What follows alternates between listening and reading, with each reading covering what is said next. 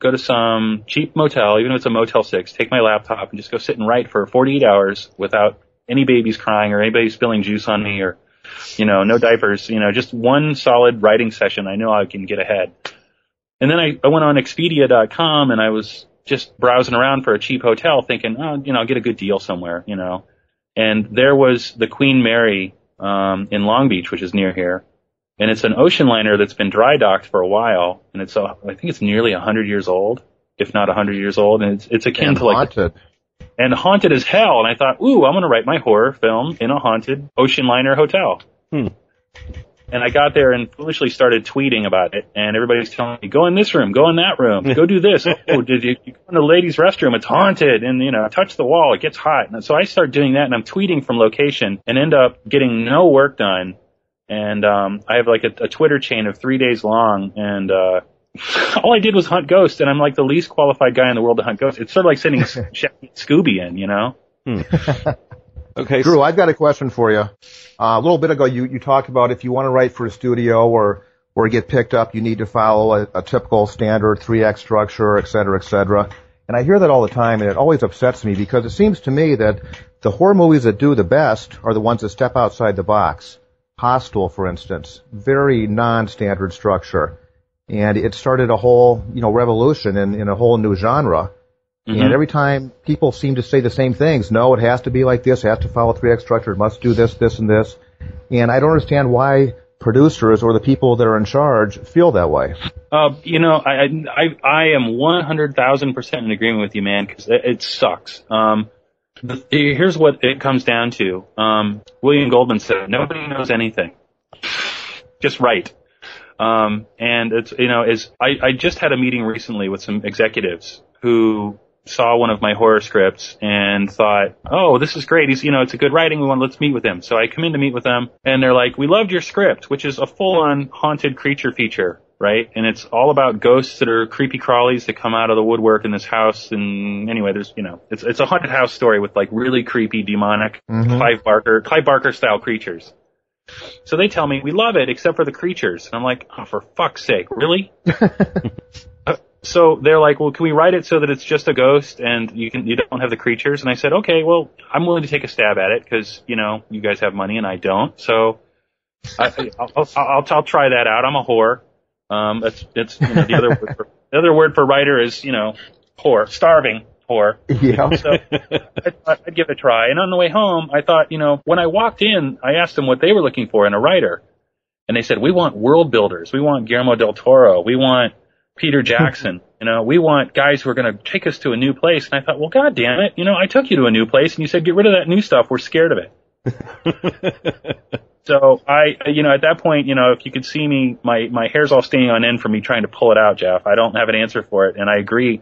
And, sometimes they get the rug pulled out from them. And then they go, well, it was a fluke. Or I've had this answer too. Well, you can't do that. That's Guillermo del Toro. He only, it took him to do that. And it's like, well, who was he before he was Guillermo del Toro? He was just some guy. Exactly. Right. Exactly. I agree 100% with you. Yeah. So, if you're asking me as a friend, sort of colleague guy, I say write what you want and keep doing it, craft it till it's perfect for you. The stock answer though, if you want to get into the system and you want to be a safe choice for them who's a regular working writer, stick to their stupid template. But is safe, right? Does safe really make money? Most of the horror movies that are produced, even on, direct to video, are bad movies that people don't like. The fans don't even like them.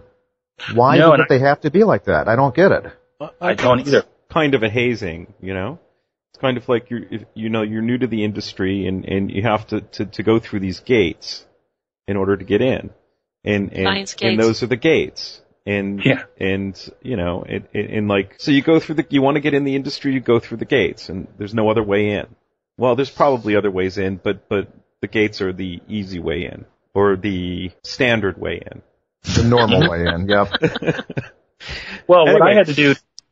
Oh, go ahead. Sorry, Michael. Go ahead. Oh, well, no, because if you have something more to say, I was going to close up otherwise. Oh, yeah. Just one closing thought is, what I had to do to show people that, whether I'm a successful world builder or not, people will soon find out, But I always wanted to create worlds, and I thought, if we can create a new place to go play in, then we've succeeded as artists. And I think you just have to keep trying. For me, it was create short films because a lot of these guys are real magpies. They go for shiny, easy, low-hanging fruit. So if you create a short film, you can show them physically, put it in front of them, this is what my world looks like. I know you can't understand if I just use words. I gotta actually put a picture in front of you like the Denny's menu. So that's what my hope and desire was, so that I could shortcut past that sort of hazing ritual you're talking about, that sort of write the template, do the thing, you know. One last question then. Are you saying that a short teaser to go with your script is a good idea? Yes, I think it's a great idea. I think the more you can do to show people what you're going to do, especially people who, you know, might be challenged with words, even though that's their job, the more you can do to show them, the better off you are. You know, because they won't know what it is when they read it until they see it in front of them. They're like, oh, this isn't scary. And then you show them a picture of it, and then they go, oh my God, you mean it has a doll head and hypodermic needles for fingers? Oh, that is scary now that I see it. But they can sometimes be a little limited in their worldview, because, you know, they're looking at bottom lines and bank statements and weekend grosses and all that bullshit. And I think that, you know, they depend on the artist, and the artist has to sometimes show the vision instead of just telling it. And that's a good closing point. Show the vision, don't just tell it. And, you know, we're always saying that on SimplyScripts. We're saying show, don't tell. That's exactly. And, okay, and thank you so much, Drew. You were a very excellent guest. And, we hope to have you back again sometime. And awesome. We'll be watching what you do in the future. Oh, thank you, guys. I really appreciate it. I appreciate the time online here, so thank you. No worries. Thanks again, and nice thank you all for listening to Simply Radio.